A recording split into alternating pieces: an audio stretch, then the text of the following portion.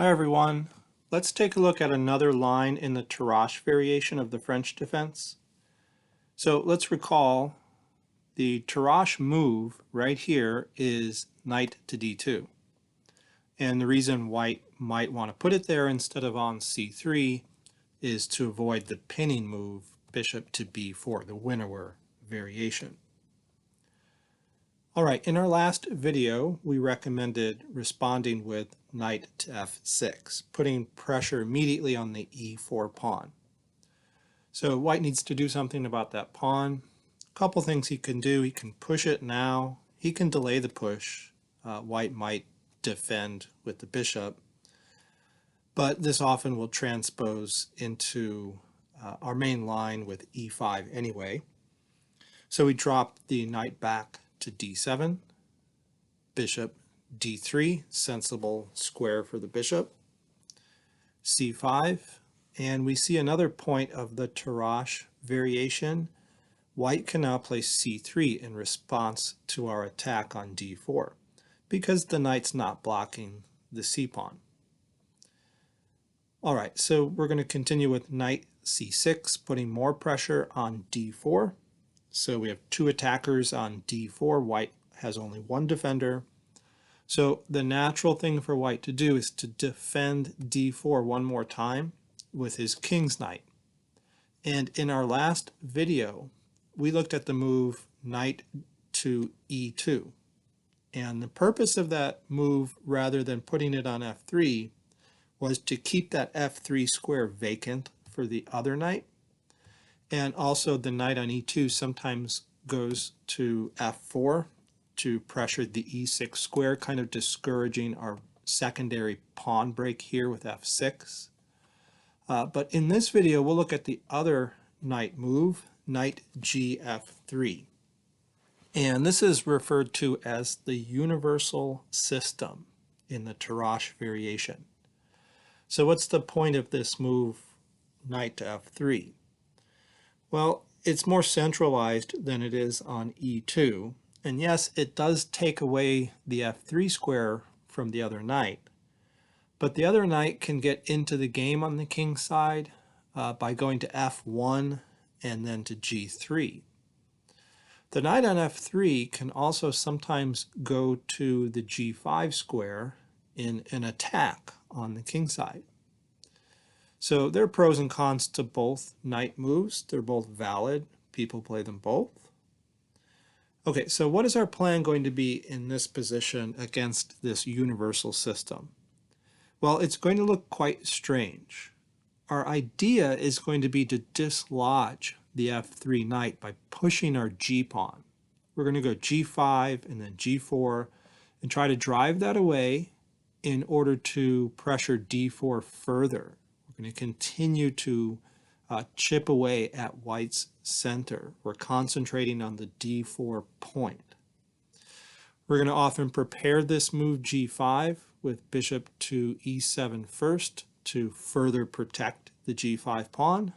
Since this knight is going to move away, the dark squared bishop on c1 will be defending that g5 square. So let's see how this might go. We'll play bishop e7 right away. White typically castles here. Now we don't want to follow suit and castle ourselves. We would be castling into a strong attack. The light squared bishop here on d3 is well placed, and white has a typical plan. If we do castle, he can play rook to e1. He can get the knight out of the way to f1. He can drop the bishop back to c2 and put the queen in front of it on d3, creating a battery against h7. And all of white's pieces are going to be pointed at that king side. So we don't want to castle on that side of the board. That's another reason why we're going to go for this g-pawn push. Very strange looking. Now when we do that, we're admitting that, yes, we're not really going to castle kingside. So eventually we hope to castle queenside, and we think we have enough time to do that, to get our pieces out of the way, develop that light square bishop, get the queen off the back rank, and castle on that side of the board. And we have the time to do that thanks to the locked pawn center. White doesn't have an immediate way to attack us. Okay, so what can white do in this position? Well, we'll consider three moves. He's facing the threat of pawn to g4, and if the knight moves away, then we've got an attack on d4 here. So what does white do about it? Well, one strange move that doesn't seem to be so good is to blockade the pawn with g4, trying to keep the knight on f3, but that just weakens the white king. We're going to go ahead and push ahead our h-pawn and try to, well, we are going to open the h-file. So white's king can come under attack in this line. And yes, our king is still in the center of the board, but we haven't committed it to one side or the other yet, so we can still potentially castle queenside. So play might continue, for example, h3 to defend g4. Okay, takes. Queen b6, pressuring d4, getting ready, getting closer to castling queenside. Queen a4. Okay, we'll exchange pawns on d4. And then a nice plan here. Notice the queen on a4 is defending d4 along with the knight. That was the purpose of that queen move here. And so there's a balance. We have two attackers and there are two defenders of d4. So a nice plan here is to push a6. And the idea is as follows. Let's say white pushes the king to g2 to try to get a rook over here to the h-file. Well, then we're going to nestle the queen back to a7. That was the purpose of pushing our a pawn. And now we can push the b pawn to b5, and the queen will have to leave protection of d4. So that's one possible plan. All right, so you don't have to remember all of those moves. That's only one possible line of play after white pushes the pawn to g4. But I wanted to illustrate our idea is to open the h-file, get this queen off the back rank, eventually develop that bishop, castle queenside, and launch an attack against the weakened white king. So g4 would be a very unusual move. You probably wouldn't see that. Another move that we're going to look at in a grandmaster game that's sometimes played is a3. Okay, just ignoring this threat to push the g-pawn, trying to get ready to launch a pawn storm here on the queen side. Since black has admitted he's not going to castle king side, white's getting his pawns rolling on the queen side.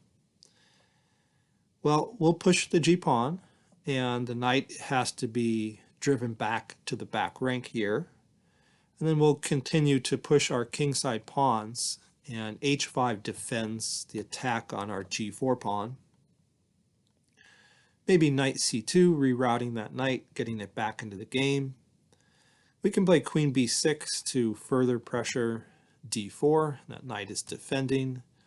But I don't think white can successfully defend that pawn any further. This knight can't defend it. Both of those squares are covered. I think white probably gets some counterplay for dropping this pawn, but black is doing fine. He'll eventually castle queenside. All right, and going back to this position, I think the most common move here, move that makes the most sense to me, is d takes c5. Now it's kind of weird to give up your center like that. After all, white pushed the c pawn here in order to bolster the d4 point. But notice that gives a good square, good central square for the f3 knight when we push our pawn to g4. So it won't have to fall back to e1. Also, white is opening up lines in the position here because our king is in the middle of the board. So we have a weak king, and white would like to get his pieces very active. So what do we do here? Well, we continue on with our idea of pushing the g-pawn. The knight goes to the newly created central square. And now we're going to pick up these pawns here. They're both weak. We need a plan for capturing them. And we're going to do it in a certain order. We can take this pawn with either knight. We can take this pawn with a couple of minor pieces as well. So we have to think ahead. What's the best way to do this? What should we capture here? Well, remember, we want to eventually castle queenside. So our plan is to get this knight out of the way and use the d7 square for our bishop, put the queen on b6 once that pawn is gone, and castle queenside. So with that in mind, I think these two knights are best used to capture the two pawns. And since this knight can capture either pawn, we have to think here, which one should this one end up capturing? Well, not that one, because then this knight can't capture the other one. So instead, this knight is going to end up capturing this pawn, the c pawn, and this knight is going to end up capturing the e pawn.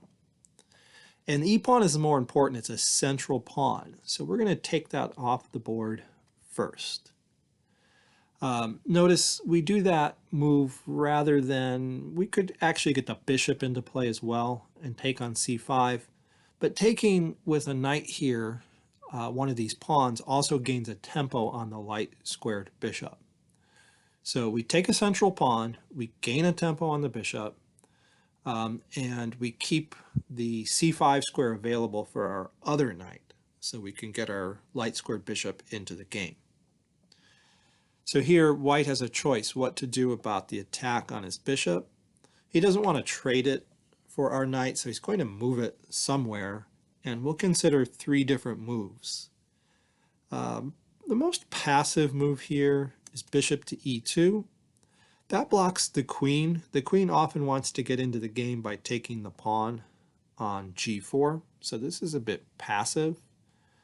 We can continue with our plan and play knight takes c5, then bishop takes g4, bishop d7, getting ready to castle queenside. White may want to preserve his light squared bishop, drop it back. We can play queen c7, just a sample line of play here. Queen h5. Okay, and here we're going to play knight g6, and some moves that are coming up are knight to f4 to fork the queen and bishop. e5 can be considered, expanding in the center, dislodging white's powerful central knight, and of course, castling queenside. So for example, g3, and we'll go ahead and castle queenside.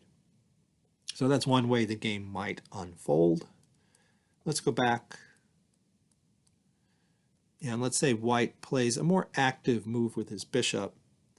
He may play it to c2, keeping it on this nice strong diagonal and leaving the possibility of taking on g4 with the queen. Okay, we'll continue with our plan of knight takes c5. f4, hitting our knight in the center and asking us whether we want to take that pawn en passant. Well, we don't. If we take the pawn en passant, we're just helping white open up lines. The f file would then be open for the rook. So we want to keep things closed here, so we're going to retreat our knight to c6. Then white would probably take the g-pawn. And we're going to delay our plan here, which is bishop d7, moving the queen, castling queenside. We're going to delay that because of an opportunity. The queen is in line with our bishop, so we're going to push our e-pawn forward and simultaneously attack the queen and the knight. A couple things white can do to save himself. Queen g7, moving the queen and attacking our rook, but we're fine after bishop to f6, attacking the queen again. In fact, not only are we fine, yeah, I think we're fine. I don't think we're winning or anything, but we're okay in that position. Another move here is knight to f5, blocking the attack on the queen. And we're going to play e4 in that position. Again, keeping the lines closed. We want to push past this f-pawn. We don't want to allow white to get his rook into the game so easily. So we'll play e5. maybe queen h5 to get out of the pin there. And at this point, we'll take the knight before it gets too active. Queen takes back. We'll offer a queen trade, get ready to castle. White would probably decline the trade and we'll castle. So that's just a sample to show you how the position might end up after we've castled queenside. And earlier it looked a little dangerous for black. The position was a little chaotic. But now I actually like this position. The king looks safe enough. We don't have a full pawn cover here in front of the king, but we have a lot of pieces around the king to defend it. We have the g file to work with against white's king. We've got a great pair of central pawns here. So I do prefer black's position. All right, and let's go back to this position right here after we take the pawn on e5 and threaten the bishop. I think perhaps the best try for white to get an advantage is to put the bishop on b5. And that's a very active way to play, just disrupting our plan. Remember, our plan was to use the knight on d7 to take the c5 pawn and then get the bishop off the back. So he's pinning our knight. So our plan is now disrupted. What do? Well, we'll play bishop takes c5. Since we can't take the pawn with our knight, we'll take it with the bishop. And now f4 again. And we don't want to take that en passant.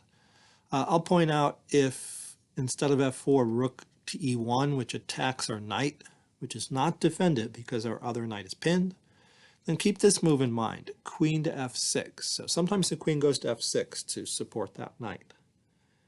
All right, but let's look at f4 as a possibility. Okay, so we'll drop the knight back to c6 and break that pin on the d7 knight.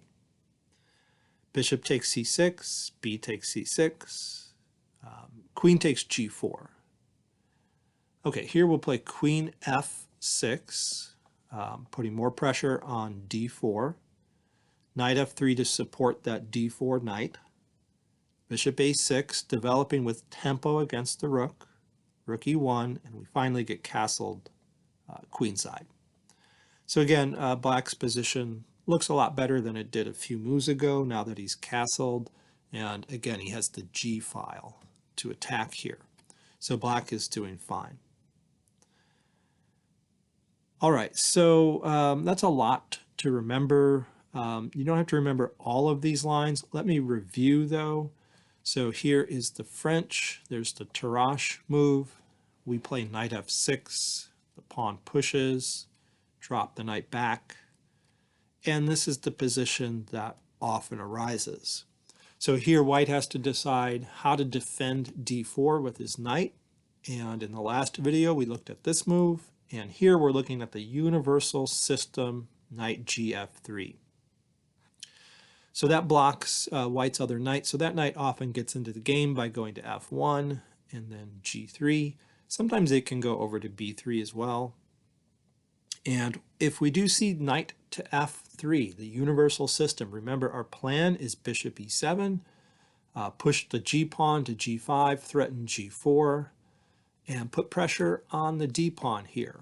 And since we're pushing our g pawn forward, our plan is to castle queenside. Okay, so that's the universal system. Let's look at a Grandmaster game. This one was between Gawain Jones with the white pieces against Korobov with black. Okay, so let's see how this game went.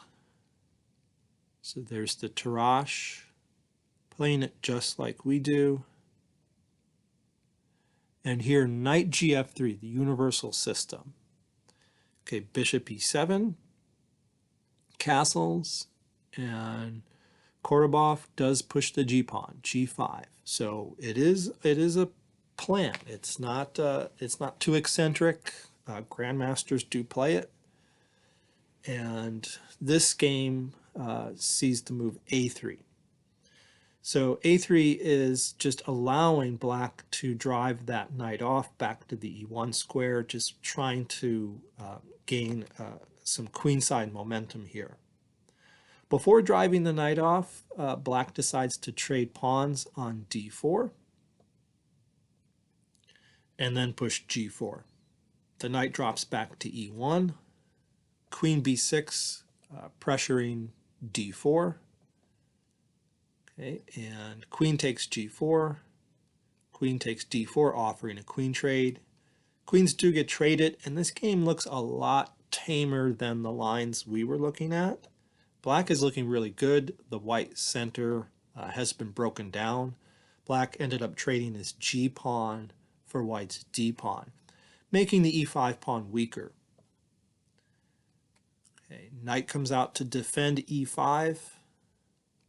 Knight c5 hitting the bishop, counterattack. So there are threats on both of these minor pieces. They get traded. Knight to f3, b6, knight b5, maybe trying to come into this square here. This is a good move. Keep this move in mind in the French defense, king d7. So often you don't castle after the queens come off the board. The king's perfectly safe behind the nice pawn formation here, and the king's centralized. The king is defending the d6 point. So knight to d6 would drop a pawn. Okay, rook d1 attacking the knight. Bishop a6 counterattack, and if the knight moves away, then the bishop is defending the d3 knight. Okay, the knights do get traded. The rook moves to the open file. Black contests the rook. Bishop d2 defends, gets ready to develop the other rook. Okay, rooks get traded. Rook c8. Knight d4 hits the bishop. It goes to d3. f4 supports e5. We'll play through the rest pretty quickly here. Rook c4. Rook d1. Bishop is under attack. It moves. Knight e2. Bishop c5 check. King goes toward the center. Bishop e3 puts pressure on f4. b3 hits the rook. Okay. Bishop c2 counterattacking white's rook. Rooks get traded. C takes d5.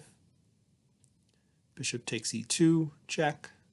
King takes back, bishop takes f4. d6, protected passed pawn.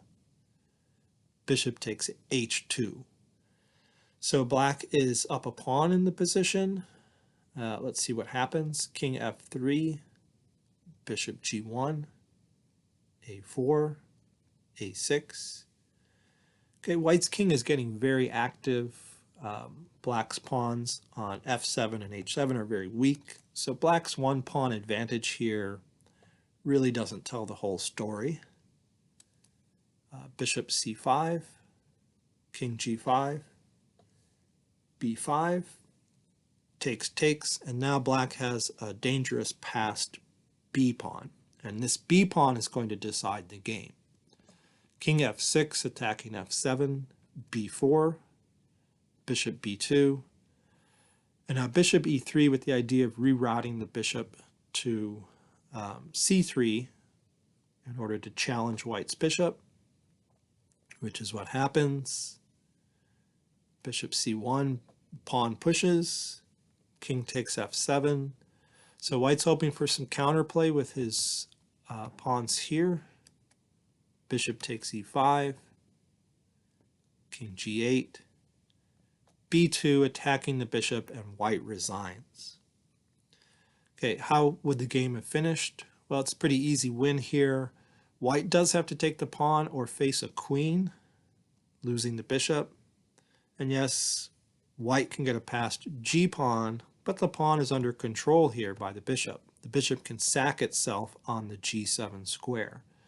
And black's other pawn will queen. So king takes d6 could follow, g6. Can't push the pawn here and block our bishop.